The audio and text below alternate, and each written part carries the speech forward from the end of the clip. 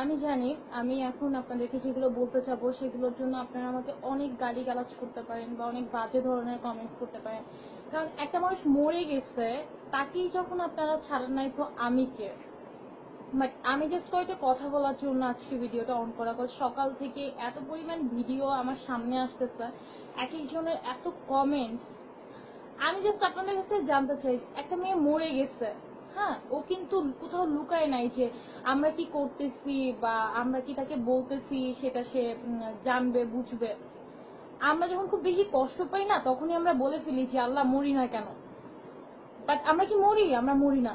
তাহলে সেই মেয়েটা কতটুকু কষ্ট পাইছে যে সে সুইসাইড করছে। হ্যাঁ, আমরা জানি সুইসাইড জিনিসটা অনেক খারাপ, বাট একটা বার ওই মেয়েটার জায়গায় নিজেকে রেখে দেন আপনি চিন্তা করেন যে ও কেন সুইসাইডের দিকে চলে গেছে। হ্যাঁ, ওকে ওই ছেলেটাকে অনেক ধরনের গালিগালাজ করা হচ্ছে, ইভেন কি মেয়েটার ভিডিওটা শেয়ার করে পেজে বিভিন্ন জায়গায় অনেক বাজে ধরনের গালিগালাজ করা হচ্ছে। আমি ডিএসইউর একটা পেজে দেখলাম, গ্রুপে দেখলাম একটা মেয়ে কমেন্টস করছে যে ভালোবাসার মধ্যে একটু একটু সেক্স হয়।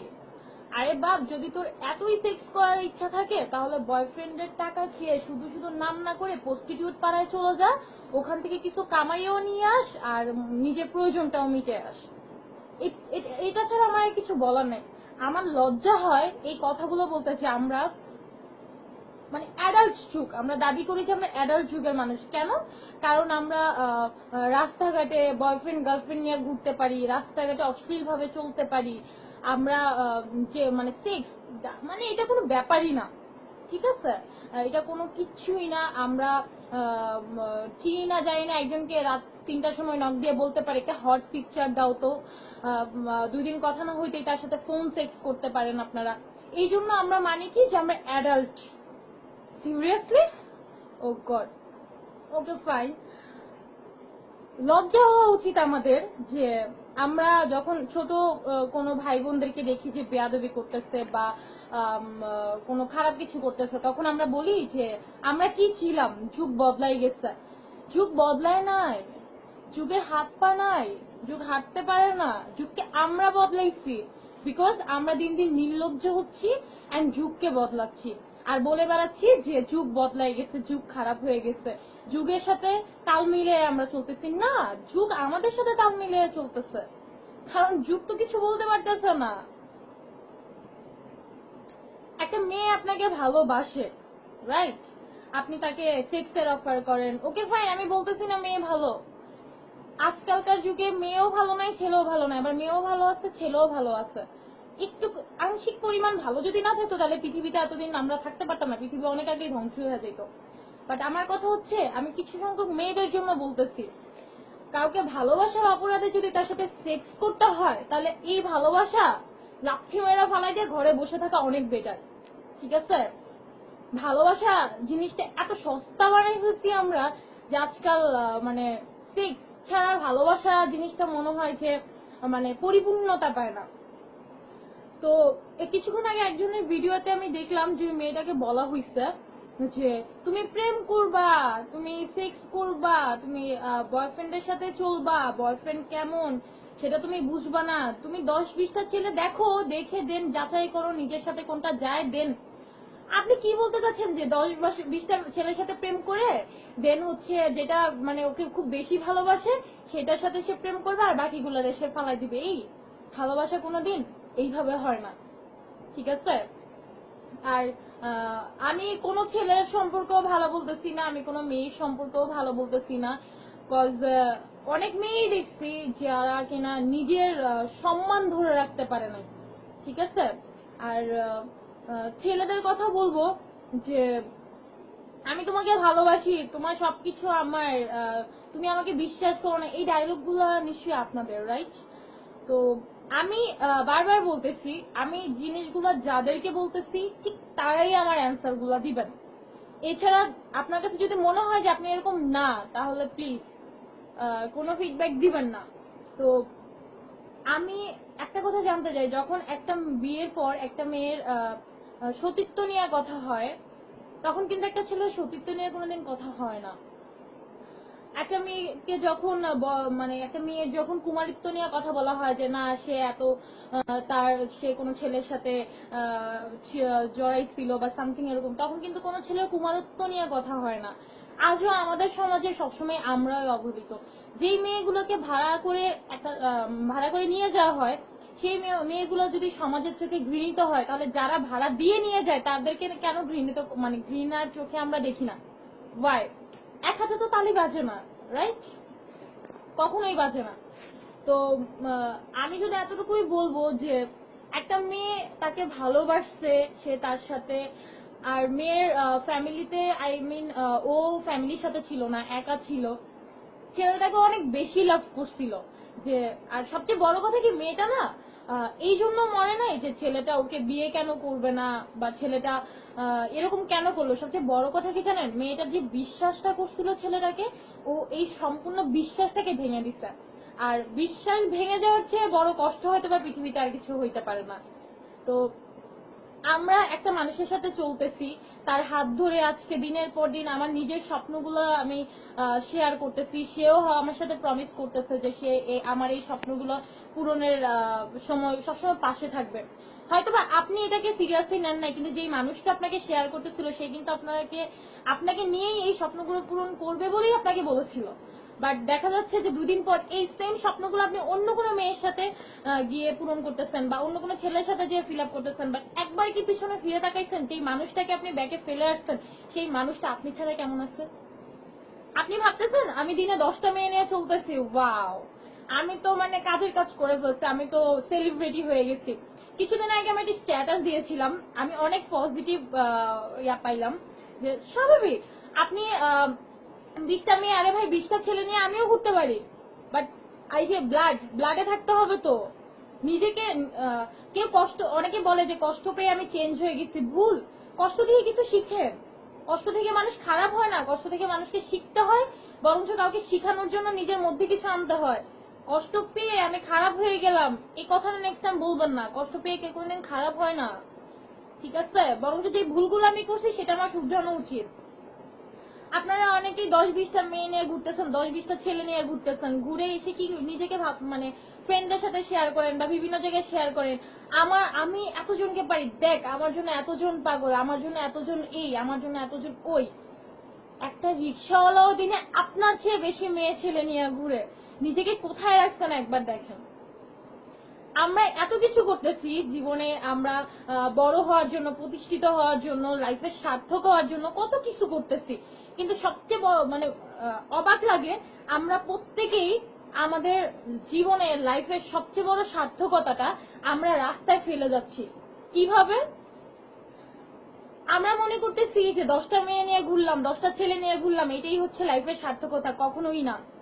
10টা ছেলে মেয়ে নিয়ে সবাই ঘুরতে পারে চাইলে, কিন্তু পারলে একটা ছেলে একটা মেয়ের হাত ধরে জীবনের শেষ দিন পর্যন্ত নিয়ে দেখান যে হ্যাঁ আমি এই হাতটা এত বছর ধরে রাখতে পারছি এবং রাখবো। তোমরা কয়জন পারছো? সার্থক সেই যে পারছে, ব্যর্থ আমরা যারা পারি নাই, যারা 10 জনকে নিয়ে ঘুরছি। আমরা মনে করতেছি যে 10 জনকে নিয়ে থাকলাম, ওয়াও অনেক ভালো, আমি আজকে ওর থেকে কিছু পাচ্ছি, ওর থেকে আই লাভ ইউ শুনতেছি, ও আমাকে ছাড়া বাঁচতে পারে না। আরে বাবা, আপনার কি মনে হয় ওই 10টা মেয়ে কি আপনার মতো হইতে পারে না? ওরাও তো এমনও হইতে পারে যে আপনাকে ঘুরাচ্ছে। আপনি কিভাবে ভাববেন যে ওরাও রিয়েল? আপনি 10টা মেয়ের পিছনে 10 ঘন্টা টাইম দিচ্ছেন, বাট প্রত্যেকটা মেয়ে 1 ঘন্টা করে টাইম দিচ্ছে। আপনি প্রত্যেকটা মেয়ের পিছনে 10 টাকা করে খরচ করতেছেন, আপনার 100 টাকা খরচ হচ্ছে, বাট ওই মেয়েটা শুধু 10 টাকা করে খরচ হচ্ছে। লসটা কার? লসটা আপনার। তো নিজেকে খুব সেলিব্রিটি অ্যাডাল্ট হওয়ার দরকার নাই যে আপনি ওপেনলি সবার সাথে সেক্সুয়াল ব্যাপার নিয়ে কথা বলতে পারেন, মেয়েদের সাথে ফ্রিলি কথা বলতে পারেন। হ্যাঁ আমি তো অনেক ফ্রি মাইন্ড, আমি সবার সাথে ওপেনলি কথা বলতে পারি, এটাকে অ্যাডাল্ট বলো না? আমি কি, আমাকে বুঝতে হবে পৃথিবীর কোন মানুষ আমাকে টেনে হিস্টে কোথাও নিয়ে যাবে না। সবশেষে আমাকে আমাকে আমার নিজেকেই টেনে নিয়ে যেতে হবে। আমি যেখানেই যাই কেউ আমাকে হেল্প করবে না, একটা পর্যায়ে আমাকেই সেটা করতে হবে। তো আমি কেন অন্যের আশায় থাকবো? ওয়াই? কেন? আপনার কাছে আজকে টাকা নেই, আপনি ঘরে বসে থাকেন, 10 দিন পর আপনার হাতে অটোমেটিকলি টাকা আসবে, বাট দরকার নেই আমার অন্যের টাকায় চলার। খুব অবাক লাগে যখন অনেক আল্লাহর মানে নিজ হাতে গড়া কিছু মানুষ আছে না, যেগুলো দেখলেই মনে করেন যে চোখ থেকে চশমা উপরে নিচে চলে যায়, সামথিং এরকম। বাট খুব কষ্ট হয় তখন যখন আমি বলি যে দোস্ত দেখ এই ছেলেটা, মানে বাট খুব অবাক লাগে যখন ফিডব্যাক এটা আসে, দোস্ত এটা 1 নম্বরের লুচ্চা, তুই ওরা চিনোস না, ও তো এরকম এরকম। সিরিয়াসলি আমি আমার নিজেকে কেন সমাজের কাছে খারাপ করব এই সমস্ত কিছু কাজকর্মের জন্য? ভালোবাসা কোনোদিন সেক্সুয়াল রিলেশন দিয়ে হয় না। মাইন্ড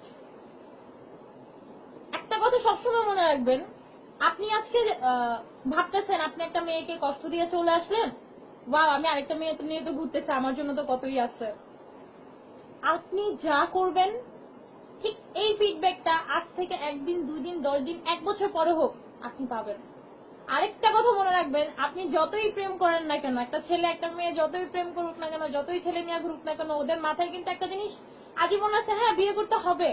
কিন্তু সে যতই খারাপ হোক না কেন, তার কিন্তু একদম একটা ভালো মেয়ে লাগবে, একটা ভালো ছেলে লাগবে, নয়তো সে বিয়েই করবে না। সবার চিন্তা ভাবনা এটা। মাইন্ড ইট, আপনি জীবনে যা করছেন আপনার জীবন সঙ্গী ওই রকমই হবে, কারণ আল্লাহ বলে দিচ্ছে তুমি যা তুমি তাই পাবা। তো বুঝে নেন, এটা কিন্তু কোনোদিন মেনে নিতে পারবেন না যে আপনার বউটা একটা ছেলের সাথে ছিল, আপনার হাজবেন্ড একটা মেয়ের সাথে ছিল, এটা কিন্তু কোনোদিন মেনে নিতে পারবেন না, যতই আপনি এখন খারাপ কিছু করেন না কেন। আর আসেন, যুগকে দোষ না দিয়ে আমরা নিজেরা বদলাই। নিজেরা নোংরা হচ্ছি আর যুগকে নোংরা বানাচ্ছি না, নিজেরা চেঞ্জ হই, যুগটাকে চেঞ্জ করি। যতই আমরা আধুনিক যুগে যাচ্ছি আমরা ততই খারাপ হচ্ছি, ঠিক আছে? আমরা আধুনিক হচ্ছি না। একটা মেয়ে মরে গেছে, তাকে নিয়ে আমরা যা পারতেছি তাই বলতেছি, যা পারতেছি তাই বলতেছি।